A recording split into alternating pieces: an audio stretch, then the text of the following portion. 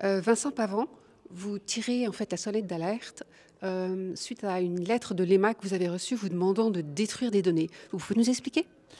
Oui, effectivement. Alors, Emmanuel Larl et moi-même, on travaille depuis 5 ans maintenant sur pas mal d'études concernant les effets indésirables, les modèles mathématiques qui ont servi pendant la crise. Et donc, on fait ça avec beaucoup d'applications. Et donc en 2022, on avait fait toute une série de statistiques concernant les effets indésirables des vaccins Pfizer et des autres vaccins au niveau européen, donc en faisant des analyses pays par pays. Voilà.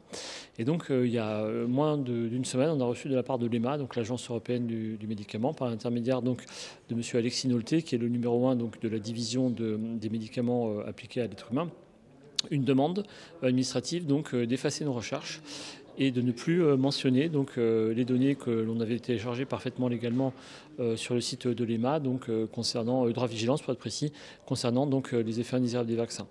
Donc 3 ans après les faits, on reçoit une lettre, sans doute même pas réglementaire dans les formes, écrite par quelqu'un qui manifestement n'appartient pas à l'EMA, pourtant signée par un des top responsables de l'EMA, pour nous demander en tant que chercheurs d'effacer un travail. Et donc c'est extrêmement inquiétant parce que Emmanuel Larl et moi-même avons déjà été l'objet par nos propres universités, hélas, de pas mal de pression, sans doute eu égard à tout ce qu'on a fait comme chercheurs justement pendant cette période Covid. Et là, en fait, c'est une des plus hautes administrations européennes, dans des conditions extrêmement louches, qui vient faire pression sur nous pour pas qu'on diffuse donc nos travaux. Et non seulement ils nous demandent d'effacer donc ces travaux qu'on a faits, mais surtout de nous engager à ne jamais les rediffuser et à s'interdire en fait de tirer une quelconque forme d'information de tous ces calculs qu'on aurait fait. Donc on est en train de voir ça avec nos avocats pour voir comment on va réagir, en disant que nous on allait continuer effectivement à faire les études et en particulier les mises à jour des statistiques sur les vaccins, puisqu'on avait laissé ce travail-là tel quel en 2022. Aujourd'hui il y a eu beaucoup d'effets indésirables qui ont été mis dans les bases de données avec des statistiques à remettre à jour. Et donc on a tout de suite annoncé à tous ceux qui nous suivent depuis pas mal de temps, notamment les médias, notamment BAM, qu'on allait continuer ce travail-là en off avec beaucoup de juristes avec qui on discute. Apparemment, il semblerait que ce soit une tentative d'intimidation. Et on se demande si finalement, avec tout ce qui se passe aux États-Unis, avec ce qui se passe aujourd'hui ici au Parlement européen, donc le mouvement MEA, qui se propose d'essayer de changer la politique sanitaire en Europe, notamment vis-à-vis de la vaccination et la vaccination Covid, il n'y a pas des craintes de la part des administrations, donc, qui, comme l'a rappelé Monsieur Robert Malone, est financé à 80%, à plus de 80% par l'industrie pharmaceutique, et que donc évidemment des vaccins dont nous, Emmanuel Larl et moi-même, pourrions par des statistiques mettre en évidence qu'ils ne sont pas aussi efficaces qu'on nous l'a dit, c'est un petit caillou dans une chaussure, et que ce petit caillou dans la chaussure, manifestement l'administration et l'industrie pharmaceutique ne peut pas se permettre. On nous demande dans cette lettre en fait de nous engager d'un point de vue quasiment juridique, quelque part, pour ne plus pouvoir étudier les effets indésirables par pays. Parce qu'en fait, la grosse chose qu'on nous a reproché, c'est pas vraiment d'avoir utilisé les données de droit de vigilance, mais de l'avoir fait en fait en détaillant les effets indésirables par pays, ce qui est une donnée extrêmement importante en réalité, parce qu'elle permet de comparer tout simplement ce qui se passe dans les pays. Par exemple, on sait que entre la France et les Pays-Bas, il y avait encore il y a quelques temps un facteur 6 dans les remontées d'effets indésirables. Autrement dit, les Hollandais déclaraient 6 fois plus d'effets en gros indésirables que les Français. Et là, ça pose vraiment des questions. Et toutes ces données pays par pays sont importantes à comprendre. On ne veut pas qu'on les utilise de manière absolument arbitraire.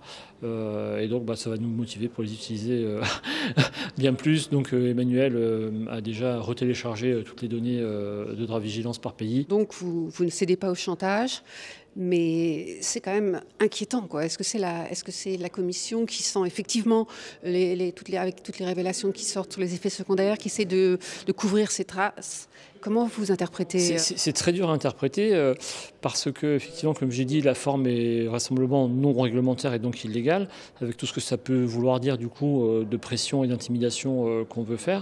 On est surpris que l'EMA ait retrouvé un document qui est plus de 3 ans, assez technique à lire, qu'elle ait réussi à l'analyser, à le disséquer, à le replacer dans un cadre administratif et de nous envoyer une lettre signée par un des big boss en fait, de l'EMA. On croit, on n'en est pas sûr évidemment parce qu'on est vraiment au stade des questions et que cette lettre arrive vraiment comme un cheveu sur la soupe, mais que vraisemblablement des gens regardent un peu ce qu'on fait parce que peut-être que Emmanuel Darles et moi-même on est un peu trop sérieux dans ce qu'on fait et que évidemment les chiffres qu'on sort sont difficiles à contredire parce que non seulement ils sont produits de manière très professionnelle, on est très professionnel dans ce qu'on fait, mais surtout ils sont reproductibles, ils sont diffusables au public et donc je pense que c'est tout simplement une tentative de nous faire peur. Parce qu'effectivement, comme vous l'avez dit, les effets indésirables maintenant ressortent beaucoup aux États-Unis. Il y a de plus en plus de papiers qui sortent dans les revues à comité de lecture. Et si le mouvement MAHA arrive à se développer aussi en Europe, ce sera parce que des scientifiques comme Emmanuel Darles et moi-même bien sont capables de présenter un petit peu de manière très rigoureuse des chiffres très objectifs que personne ne pourrait contester. Donc on pense que c'est de l'intimidation. Donc on a décidé de évidemment pas céder. Nous on fait que des choses de manière extrêmement reproductible, toujours transparente, contre lesquelles effectivement en général il n'y a pas grand chose à dire. On n'a jamais été critiqué par qui que ce soit, les autorités de santé en France, la NSM ou l'EMA au niveau européen sur les résultats qu'on a diffusés, et certains étaient très très significatifs. Je pense par exemple aux chiffres dont on a fait des affiches à Toulouse, donc un effet indésirable grave pour 100 injections. Donc qui était effectivement un calcul qu'on a fait statistique à partir des bases de droit vigilance et du VERS donc aux États-Unis, qui est l'équivalent donc de droit vigilance, et qui avait fait donc polémique en France puisque une campagne de presse avait été organisée contre nous et que le préfet de Haute-Garonne, où on avait publié les affiches, donc nous avait interdit non seulement cette campagne, mais de poursuivre d'autres campagnes du même nombre. Donc on sait très bien que nos calculs dérangent. L'EMA, même pour des gens comme nous qui n'avons pas beaucoup forcément d'influence, hein, on n'est pas dans les médias mainstream comme on dit, on n'a pas l'oreille du ministère de la Santé, encore moins des agences européennes, mais même ça en fait Big Pharma manifestement ne peut pas tolérer. Ça, l'Agence européenne du médicament ne veut pas ni ne peut pas le tolérer.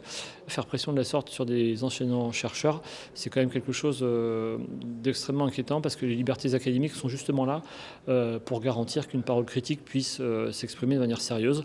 Et c'est ça qu'on manifestement veut nous empêcher.